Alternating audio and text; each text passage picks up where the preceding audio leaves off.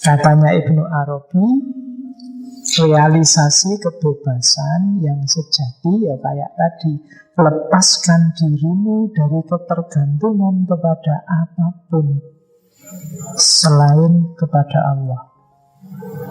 Satu-satunya tugasmu adalah menghamba kepada Allah, tidak diperbudak oleh apapun selain Allah. Tidak diperbudak oleh cita-citamu sendiri, tidak diperbudak oleh target-targetmu sendiri, tidak diperbudak oleh lingkunganmu. Satu-satunya yang boleh nyetir kamu hanya Allah. Oke. Terus berarti rumusnya kebebasan dalam dunia sufi adalah kebebasan negatif. Freedom for-nya, ini kan freedom for, bebas untuk apa? Bebas untuk Allah. Berarti apa? Freedom from makhluk dan freedom for Allah. Itu rumusnya sufi. Jadi bebas dari semua keterikatan dengan makhluk dan bebas untuk menuju Allah. Keterikatan itu bukan berarti terus tidak punya. Punya tapi tidak terikat. Jadi mungkin pernah tak ceritain, bahkan 2-3 kali tak ceritakan kan, Ibnu Arabi punya murid, teman sebenarnya, teman sekaligus murid, sama-sama sufi. Sufi ini miskin sekali, murid sufinya ini tinggalnya di tepi pantai, penghasilannya dari nelayan. Nah, murid sufinya ini kalau dia dapat ikan, dagingnya ikan yang enak-enak dikasihkan ke fakir miskin, dia sendiri cuma makan tulangnya ikan. Nah, satu ketika dia ingin mengunjungi gurunya, ingin mengunjungi Ibnu Arabi. Akhirnya mengutus cantriknya, muridnya di rumah. Tolong kamu datang ke guruku Ibnu Arabi, dia pesan apa padaku. Cantriknya ini terus datang ke rumahnya Ibnu Arabi. Terus dia lihat, kok beda 180 derajat sama guruku ya? Ibnu Arabi ini kaya raya, pelayannya banyak, kelihatannya barangnya mewah-mewah semua, tapi tidak berani ngomong wong cantrik. Terus tanya, kamu dari mana? Saya dari Ustadz ini, rumahnya yang di pinggir pantai. Apa jenengan ada pesan nggak untuk guru saya yang di pinggir pantai? Katanya Ibnu Arabi, aku pesan ke gurumu ya, jangan terlalu mikir dunia. Itu kan mangkel kan muridnya. Gimana tidak terlalu mikir dunia? Ini yang kaya raya. Guruku gubuknya kecil, tiap hari makan tulang ikan ya. Pesannya jangan terlalu mikir dunia.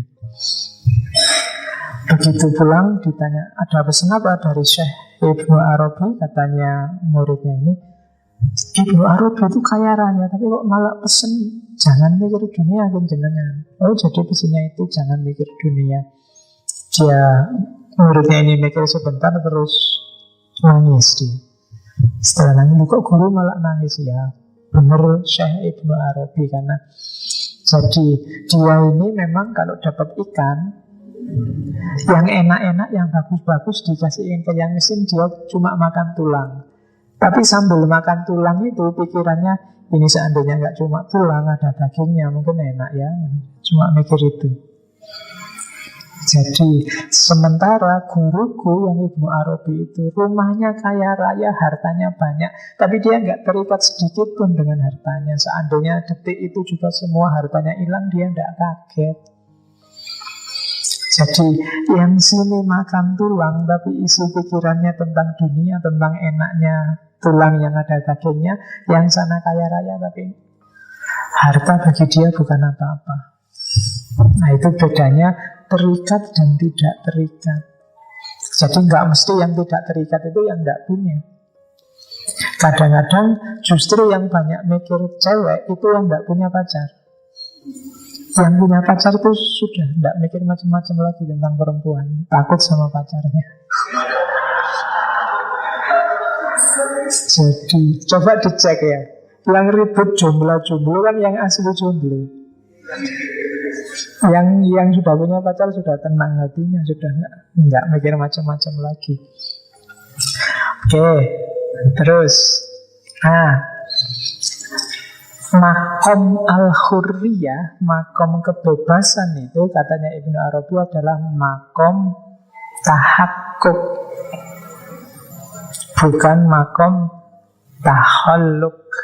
Ini yang saya bilang agak mikir sebentar. Jadi dalam dunia tasawuf, selain tadi ada tahalli, tahalli, tajalli, ada yang namanya ta'alluq, tahalluk, sama tahakkuk. Ta'alluq itu menggantungkan diri hanya pada Allah. Ta'alluq itu menyambungkan dirimu terus sama Allah, itu namanya ta'alluq. Alaqo itu kan ikatan, sambungan. Jadi di atas ta'alluq ada tahalluk.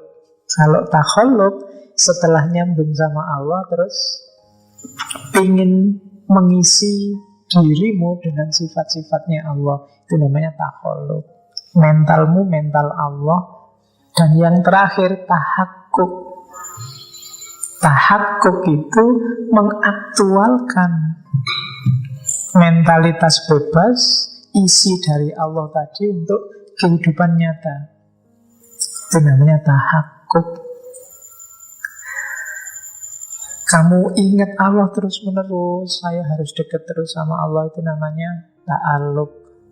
Biar Allah senang dan mau dekat terus padaku, aku harus tahalluk. Ya kan? Menyesuaikan hidup sesuai keinginannya Allah, mengisi hidup dengan akhlak yang diinginkan oleh Allah.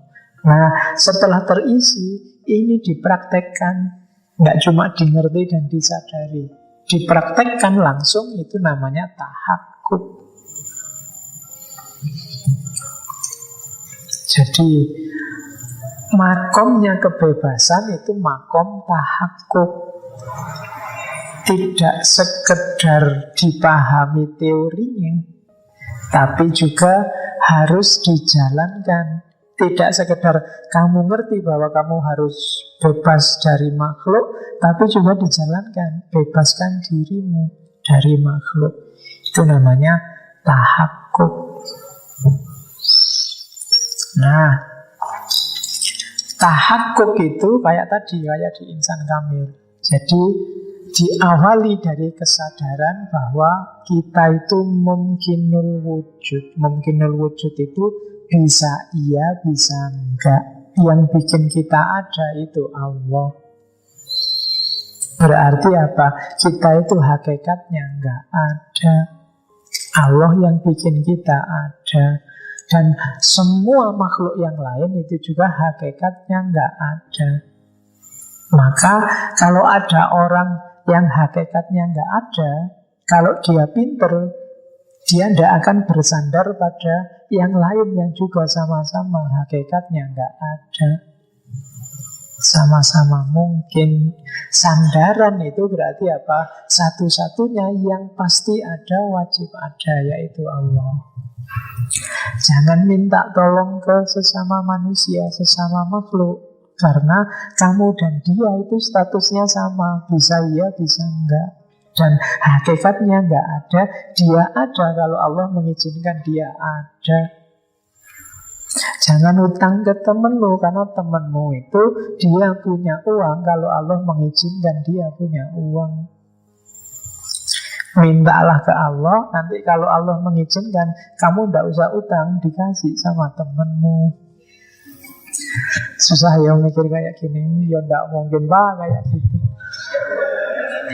Ya memang masih tidak mungkin. Di level kepercayaan, keimanan kita sekarang, yang kayak gitu itu tidak mungkin. Ini urusannya level memang. Urusannya makom. Makom kita belum nyampe, sehingga yang gitu-gitu rasanya tidak mungkin. Nah kalau saya nggak ngomong, nggak minta, apa ya ujuk-ujuk dia nyomas tak utangi, kan nggak.